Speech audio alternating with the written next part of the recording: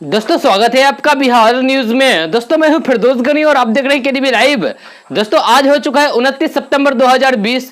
तो आज की बिहार की टॉप न्यूज लेकर आए हैं आपके लिए। दोस्तों वीडियो स्टार्ट करने से पहले आपसे एक रिक्वेस्ट है, अगर आप नए आए इस चैनल पर तो चैनल को सब्सक्राइब करके बेल आइकन को भी प्रेस कर दीजिए और साथ में वीडियो को लाइक भी कर दीजिए, अपने दोस्तों के साथ शेयर भी कीजिए।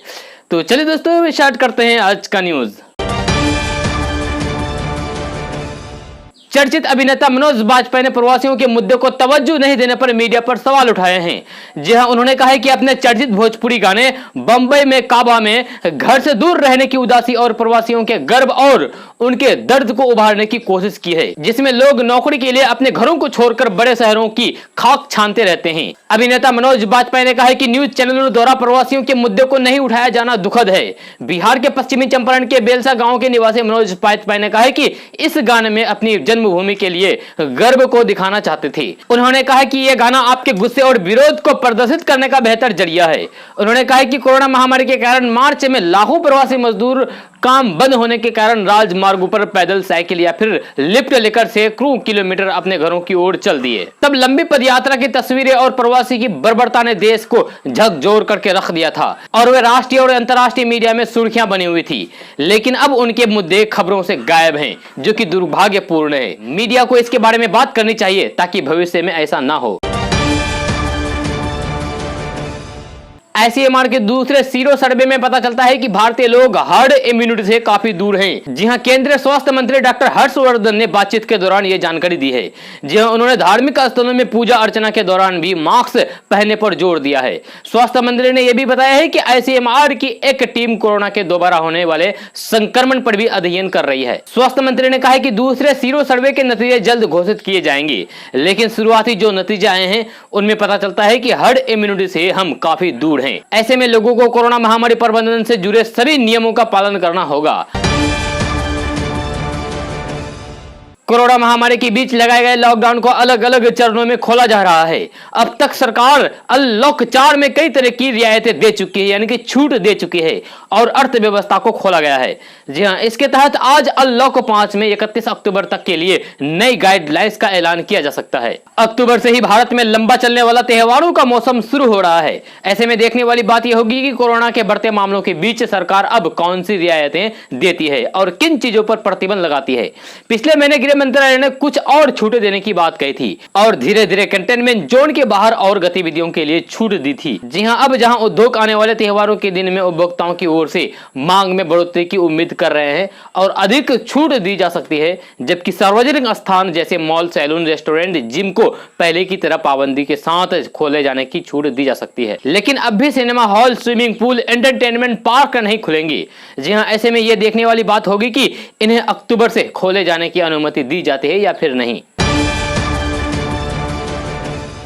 बिहार विधानसभा चुनाव को लेकर एनडीए में सीट बंटवारे का फॉर्मूला करीब करीब तय हो गया है।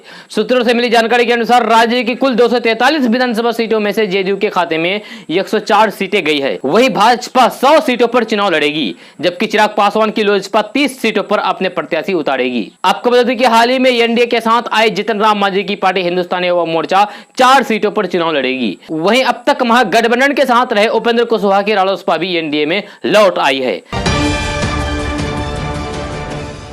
बिहार विधानसभा चुनाव में सीटों के बंटवारे को लेकर सभी दलों में लगातार बातचीत का दौर जारी है।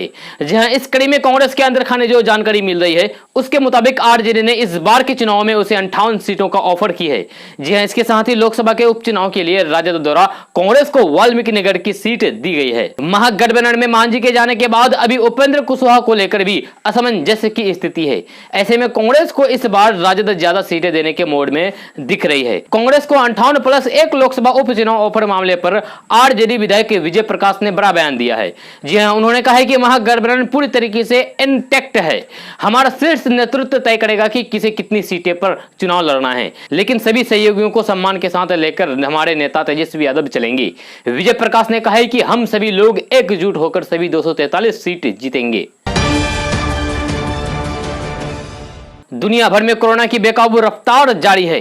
महामारी से अब तक 10 लाख से भी ज्यादा लोग इस दुनिया से अलविदा कह चुके हैं। जी हां, पिछले 24 घंटे में दुनिया में 2,51,000 नए मामले सामने आए हैं और 2,27,000 मरीज ठीक भी हुए हैं। हालांकि 3,873 लोग दुनिया को अलविदा कह चुके हैं। जी हां, वर्ल्ड मीडिया के अनुसार दुनिया भर में अब तक 3,32,00,000 लोग कोरोना संक्रमित हो चुके हैं।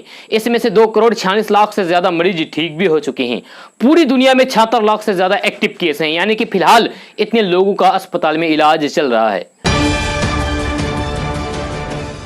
सरकारी तेल कंपनियों की ओर से आज डीजल के दामों में बदलाव किया गया है। आज डीजल के दाम 10 पैसे तक घटे हैं, जबकि पेट्रोल की कीमत में कोई भी बदलाव नहीं किया गया है। इसकी कीमतों में पिछले 6 दिनों से कोई भी फेरबदल नहीं हुआ है। बिहार में आज पेट्रोल 85 रुपए 81 पैसा पर टिका हुआ है, जबकि डीजल का दाम 77 रुपए 84 पैसा प्रति लीटर पर आ गया है। IOCL से मिली जानकारी के अनुसार आज दिल्ली, कोलकाता, मुंबई और बिहार में 1 लीटर डीजल की कीमत 10 पैसे कम हुआ है। जी हाँ, आपको बता दें कि प्रतिदिन सुबह 6 बजे पेट्रोल और डीजल की कीमतों में बदलाव होता है। सुबह 6 बजे से ही नई दरें लागू हो जाती है। पेट्रोल डीजल के दाम में एक्साइज ड्यूटी, डीलर कमीशन और अन्य चीजें जोड़ने के बाद इसका दाम लगभग दुगुना हो जाता है। विदेशी मुद्रा दरों के साथ अंतर्राष्ट्रीय बाजार में क्रूड की कीमत क्या है, इस आधार पर रोज पेट्रोल और डीजल की कीमतों में बदलाव होता है। बिहार में एनडीए के सहयोगी लोक जनशक्ति पार्टी यानी कि एलजेपी में टूट के आसार नजर आ रहे हैं। पिछले काफी समय से जेडीयू से नाखुश नजर आ रहे चिराग पासवान अब खुद अपने घर में ही गिरते हुए नजर आ रहे हैं। जी हां, खबर है कि लोजपा के 4 सांसद बिहार विधानसभा चुनाव से पहले पार्टी छोड़कर बीजेपी का दामन थाम सकते हैं। अगर ऐसा होता है तो फिर यह निश्चित रूप से चिराग पासवान के लिए एक बड़ा झटका होगा। जी हां, खबरों के मुताबिक रामविलास पासवान की अनुपस्थिति में लोक जनशक्ति पार्टी के भीतर बड़े पैमाने पर विद्रोह छिड़ गया है। रामविलास पासवान पिछले कुछ समय से बीमार चल रहे हैं और उनका इलाज अस्पताल में चल रहा है। जो खबर सामने आ रहा है उसके मुताबिक कम से कम 4 लोजपा सांसद चिराग पासवान की कार्य प्रणाली से नाखुश हैं, जो अपने पिता की अनुपस्थिति में फिलहाल पार्टी का संचालन कर रहे हैं। सूत्रों का कहना है कि 4 लोजपा सांसद भाजपा के संपर्क में आ गए हैं। बिहार सरकार के निर्देश पर राज्य के अधिकांश सरकारी और निजी स्कूल 28 सितंबर सोमवार यानी कि कल से खोल दिए गए हैं। जी हां, 9वीं से 12वीं तक के छात्र स्कूल जा सकते हैं और शिक्षकों से मार्गदर्शन प्राप्त कर सकते हैं। इसके लिए माता पिता की सहमति अवश्य है, यानी कि जरूरी है। जी हां, स्कूल बच्चों को आने के लिए मजबूर नहीं करेंगे। अभी नियमित कक्षाएं बंद रहेंगी। हालांकि कोरोना महामारी को देखते हुए अधिकांश निजी स्कूलों ने बंद रहने का फैसला किया है। अभिभावकों से मिले फीडबैक के मुताबिक निजी स्कूलों ने यह फैसला लिया है। मिशनरी स्कूलों ने भी स्कूलों को बंद रखने का फैसला लिया है। ये स्कूल अभी छात्रों को आमंत्रित नहीं करेंगे। जी हां, सरकारी स्कूलों में भी अगर विधानसभा चुनाव के लिए कोई गतिविधियां होती है तो छात्रों को नहीं बुलाया जाएगा। केवल इच्छुक बच्चे अभिभावक की सहमति से ही स्कूल जा सकेंगे और शिक्षक से मिलेंगे और शिक्षा से संबंधित समस्याओं का समाधान करेंगे। देश जैसे जैसे अनलॉक हो रहा है वैसे वैसे ट्रेनें चलाने का फैसला भी किया जा रहा है। इसी बीच एक बड़ी खबर आ रही है कि त्योहारी सीजन में रेलवे ने 200 स्पेशल ट्रेन चला सकती है। रेलवे की ओर से इसकी तैयारी शुरू भी हो चुकी है। जी हां, आपको बता दें कि रेलवे 10 ट्रेन बिहार और दिल्ली के बीच ही चलाएगी। ये ट्रेनें बिहार के सहरसा, राजेंद्र नगर, राजगीर, दरभंगा और मुजफ्फरपुर से चलेगी। जी हां, मिली जानकारी के मुताबिक दक्षिण पश्चिमी रेलवे 6 ट्रेनें चलाएगा, जो गोवा और दिल्ली, कर्नाटक से बिहार और कर्नाटक से दिल्ली के बीच चलेगी। बिहार में रहने वाले लोगों के लिए अच्छी खबर आ रही है। मिली जानकारी के मुताबिक कि एनटीपीसी बाढ़ में बिजली घर की एक और यूनिट चालू हो गई है। जी हां, इस यूनिट के चालू होने से बिहार के लोगों को अब बिजली की किल्लत नहीं होगी। एनटीपीसी बाढ़ के अधिकारियों ने उम्मीद जताई है कि मार्च 2022 के अंत तक बचे हुए इकाइयों को चालू कर दिया जाएगा। इसके चालू होने के बाद बिहार के लोगों को 24 घंटे बिजली मिल सकेगी। जी हां, साथ ही साथ उन्हें बिजली की परेशानियों का सामना करना नहीं पड़ेगा। आपको बता दें कि बिजली घर के एक यूनिट चालू होने के बाद बिहार को 396 मेगावाट बिजली मिलना शुरू हो गई है। वहीं स्टेज 1 में 660 मेगावाट की 3 यूनिट है। इसे चालू हो जाने के बाद बिहार बिजली उत्पादन में तेजी के साथ आगे बढ़ेगा। इससे बिहार में काफी समय से चल रही बिजली की समस्या हमेशा के लिए खत्म हो जाएगी। झारखंड में बीजेपी ने आरोप लगाया है कि जेल नियमावली एवं कानून का उल्लंघन करके राजद प्रमुख लालू प्रसाद यादव को लोगों से मिलने की सुविधा दी जा रही है। बीजेपी के प्रदेश प्रवक्ता प्रतुल सहदेव ने कल प्रेस कॉन्फ्रेंस करके आरोप लगाया है कि लालू प्रसाद से नेताओं की मुलाकात का सिलसिला लगातार जारी है। इसे हर हाल में रोकना जरूरी है। साथ ही इस दौरान जेल नियमावली और कानून की धज्जियां उड़ाई जा रही है, जो कि कानून को कुछ भी नहीं समझा जा रहा है। हमारे देश भारत में सबसे ज्यादा भ्रष्टाचार, संपत्ति निबंधन और भूमि से जुड़े मामले हैं। जी हां, और सबसे अधिक 26% घूस के मामले इस विभाग से जुड़े हैं। जहां इस बारे में जानकारों का मानना है कि भारत के कई राज्यों में चकबंदी नहीं होने और जमीन के कागजात पुरखों के नाम पर होना इसकी बड़ी वजह है, और दूसरी वजह तेजी से संपत्ति की कीमतों में इजाफा होना है। बड़े शहरों से लेकर छोटे शहरों तक में जमीन की धोखाधड़ी से जुड़े मामले सामने आते रहते हैं। देश में 19% घूस के मामले इस विभाग से जुड़े हैं। कुछ ही समय पहले बिहार की राजधानी पटना में घूसखोरी का बड़ा मामला सामने आया था, जहां महात्मा गांधी सेतु पुल पर ओवरलोडेड वाहनों को पार कराने के लिए घूस लेने के आरोप में एक साथ 45 पुलिस वालों को निलंबित कर दिया गया था। जी हां, घूस लेने के मामले में नगर निगम भी पीछे नहीं है। घूस के 13% मामले इसी विभाग से भी जुड़े हैं। बिहार की राजधानी पटना के रहने वाले एक व्यक्ति ने बताया कि वह अपने घर का नक्शा पास कराने के लिए 1 महीने से कोशिश कर रहे थे, लेकिन उसे आजकल की बात करके महीनों तक कार्यालय का चक्कर लगवाया गया। आखिरकार कर्मचारी को पैसे देने के बाद उसका काम हुआ। जी हां, सर्वे में शामिल 3% लोगों ने बिजली विभाग में घूस देने की बात कही है। जब प्रीपेड मीटर आने के बाद से इस विभाग में भ्रष्टाचार के मामले में कमी आई है, लेकिन पैसे लेकर कनेक्शन जोड़ने और काटने का मामला तो चलता रहता है। छोटे किसानों को फायदा पहुंचाने के लिए इंडियन रेलवे अब किसान ट्रेनों को सीजनल फल सब्जियों के लिए भी लिंक करने की तैयारी में है। जी हां, रेल मंत्रालय के वरिष्ठ अधिकारियों ने रविवार को इस बारे में जानकारी दी है। सबसे पहले महाराष्ट्र के नागपुर और नई दिल्ली के बीच संतरों के लिए पहली किसान ट्रेन चलाई जा सकती है। इसके अलावा किन्नू स्पेशल ट्रेन भी पंजाब और पश्चिम बंगाल और उड़ीसा के बीच भी चलाने की तैयारी में है। किशनगंज के नए भाजपा कार्यालय में शाहनवाज हुसैन ने अपनी पहली प्रेस कॉन्फ्रेंस की है। शाहनवाज हुसैन बोले हैं कि सीमांचल में भी कमल खिलेगा। उन्होंने तेजस्वी यादव पर तंज कसते हुए कहा कि तेजस्वी यादव ने अपने पोस्टर से पिता की तस्वीर तक हटा दी है। आगामी बिहार विधानसभा चुनाव के लिए राज्य में आदर्श आचार संहिता लगाए जाने के बाद भाजपा के कद्दावर नेता शाहनवाज हुसैन मुस्लिम बहुल इलाका सीमांचल जिला किशनगंज पहुंचे और जिले के मजिया रोड स्थित भाजपा के नए विशाल कार्यालय में प्रेस वार्ता करके चुनावी बिगुल फूंका। शाहनवाज हुसैन ने कहा कि हम नरेंद्र मोदी और नीतीश कुमार द्वारा किए गए विकास के नाम पर चुनाव में जाएंगे। जी हां, और मतदाताओं से विकास का मेहनताना मांगेंगे। आगे शाहनवाज हुसैन ने AIMIM पर भी कटाक्ष करते हुए कहा कि किशनगंज के लोग टकराहट वाले लोगों को पसंद नहीं करते हैं। यहाँ के लोग शांति प्रिय हैं। जितना हिंदू मुस्लिम यहाँ मिलकर रहते हैं उतना कहीं और भी नहीं रहते हैं। कोई भी सामाजिक सौहार्द को बिगाड़ने की कोशिश करेगा तो उसकी मंशा कामयाब नहीं हो पाएगी। बिहार में विधानसभा चुनाव की तारीखों का ऐलान हो चुका है। ऐसे में पार्टियां तैयारी में पूरी तरीके से जुट गए हैं। जहां इस बार के चुनाव में सबकी निगाहें युवा वोटर्स पर हैं, जिन्हें रिझाने के लिए ही ऐलानों या फिर वादों की शुरुआत भी हो चुकी है। जी हां, RJD ने भी युवाओं को लुभाने के लिए कुछ ऐलान किए हैं। आपको बता दें कि बिहार राज्य में 18 से 39 आयु वर्ग के लगभग 51% वोटर्स हैं। जहां इस बड़े और निर्णायक वोटर बैंक पर सबकी नजर है, लिहाजा बेरोजगारी इस चुनाव में एक बड़ा मुद्दा बन गया है। युवा वोटरों को लुभाने के लिए सभी सियासी पार्टियां अपने अपने तर्कस से नायाब तीर छोड़ रही है। जी हां, तेजस्वी यादव ने ऐलान किया है कि अगर उनकी सरकार बनती है तो पहली कैबिनेट में पहले 10 अगस्त से 10 लाख युवा को सरकारी और अस्थायी नौकरी दी जाएगी। इस चुनावी लुभाने वादे को काल्पनिक और झूठी करार देने वाली भाजपा अब युवा वोटरों से संवाद के लिए बिहार के चुनाव प्रभारी देवेंद्र फडणवीस ही नहीं बल्कि युवा मोर्चा के नवनियुक्त राष्ट्रीय अध्यक्ष सांसद युवा तेजस्वी सूर्या को उतार दिया है। दोस्तों, क्या आप सरकार की बेहद महत्वपूर्ण योजना सुकन्या योजना के बारे में जानते हैं? बेटी के भविष्य को संवारने के लिए सरकार की सुकन्या समृद्धि योजना बड़े काम की है। जी हां, सुकन्या समृद्धि योजना में निवास करके आप अपनी बेटी की उच्च शिक्षा और शादी के खर्चों को आसानी से पूरा कर सकते हैं, जिसमें गारंटीज मुनाफा मिलता है। अगर आप बेटी की कम आयु में ही योजनाओं में निवेश करना शुरू कर देते हैं तो इस स्कीम में 15 सालों तक निवेश कर सकते हैं। तो आइए जानते हैं कि आप अपनी बेटी के लिए कैसे 64 लाख रुपए जमा कर सकते हैं। जी हां, Sukanya Samriddhi account scheme 2020 deposit एक वित्तीय वर्ष के दौरान किसी एक अकाउंट में अधिकतम 1,50,000 रुपए तक जमा किया जा सकता है। वही एक वित्तीय वर्ष में न्यूनतम जमा राशि 250 रुपए है। इसका मतलब यह है कि किसी एक अकाउंट में एक वित्तीय वर्ष में आप अधिक से अधिक 1,50,000 रुपए जमा कर सकते हैं। अगर कोई व्यक्ति गलती से इस खाते में 1,50,000 रुपए से अधिक जमा कर देता है तो यह रकम ब्याज के लिए कैलकुलेट नहीं किया जाएगा।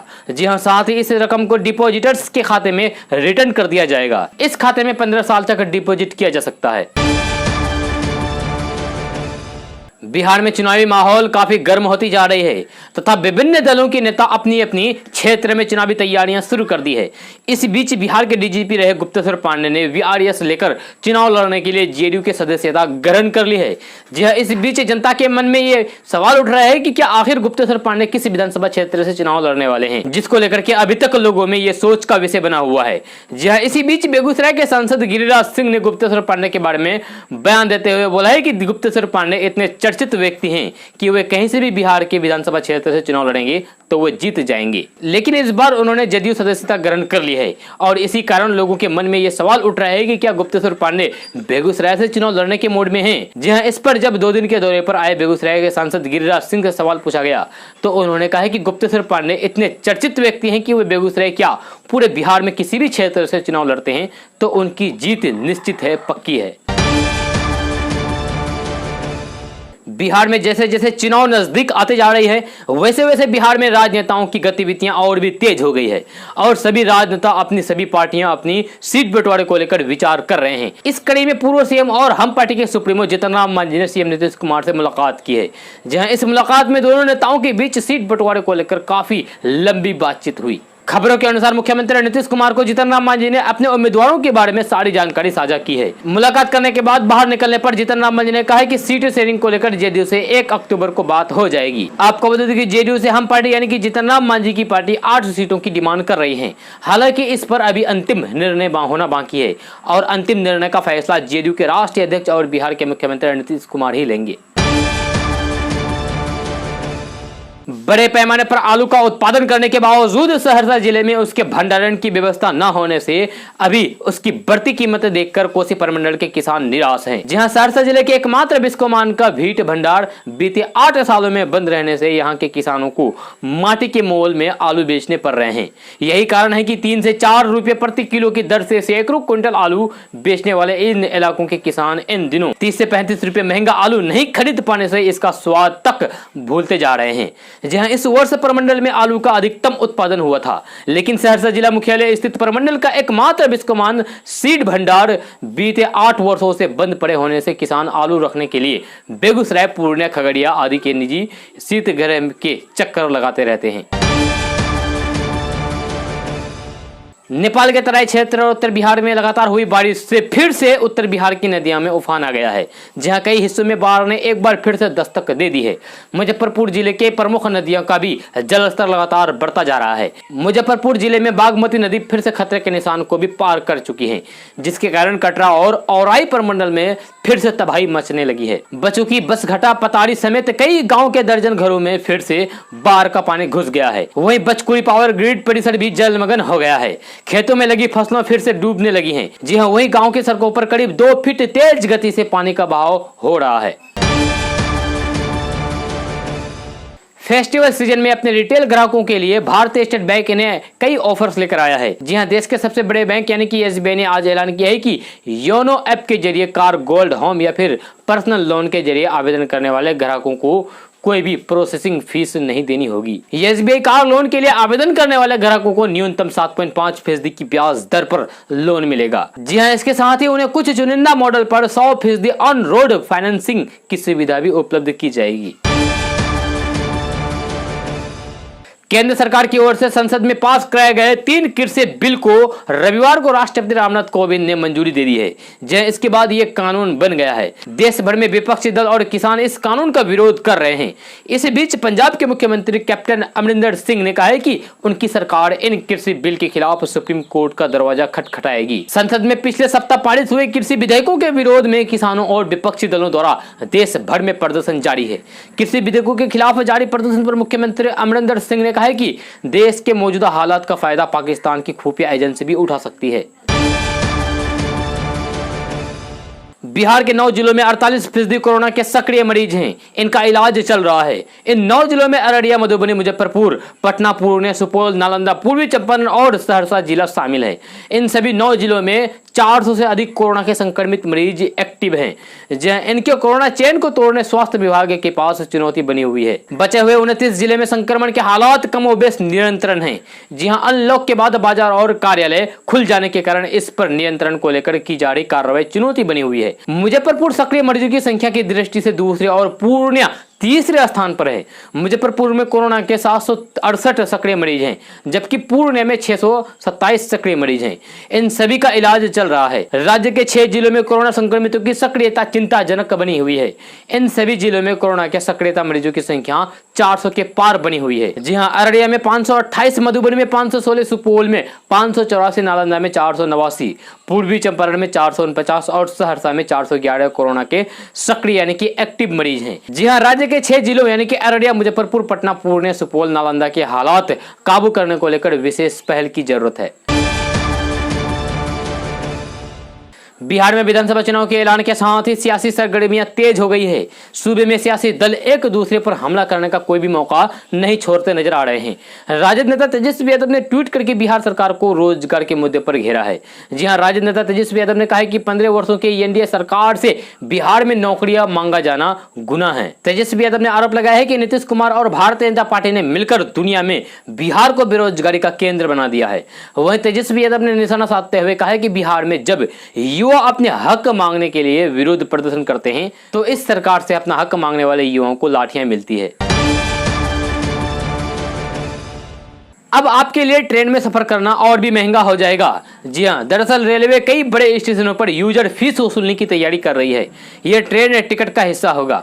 जी हां, टाइम्स ऑफ इंडिया में छपी रिपोर्ट के अनुसार एसी कोच में यात्रा करने वाले लोगों को ज्यादा यूजर फीस चुकानी होगी। एसी 1 में यात्रा करने वाले 30 रुपए यूजर फीस के तौर पर देने पड़ सकते हैं। एसी 2 और एसी 3 में यात्रा करने वालों के लिए यूजर फीस कम होगी, जबकि स्लीपर क्लास के यात्रियों के लिए मामूली होगी। रेल मंत्रालय इस बारे में एक प्रपोजल पर काम कर रहा है, जिसे जल्द ही मंजूरी के लिए कैबिनेट में रखा जाएगा। सूत्रों के मुताबिक इस बात पर चर्चा चल रही है कि क्या गैर आरक्षित श्रेणी और उपगणीय रेल यात्रियों से विनिमय यूजर फीस वसूली जाए या फिर उन्हें इससे मुक्त रखा जाए। रेल मंत्रालय इस बारे में एक प्रपोजल पर काम कर रहा है, जिसे जल्द ही मंजूरी के लिए कैबिनेट में रखा जाएगा। दोस्तों, आज का न्यूज़ बस यहीं तक। कैसा लगा जरूर अपना सुझाव दीजिएगा नीचे कमेंट बॉक्स में कमेंट करके। अगर आप नए आए इस चैनल पर तो चैनल को सब्सक्राइब करके बेल आइकन को भी प्रेस कर दीजिए और साथ में वीडियो को लाइक कीजिए, अपने दोस्तों के साथ शेयर भी कीजिए। तो चलिए दोस्तों, फिर मिलते हैं अगली वीडियो में। जय हिंद, जय बिहार।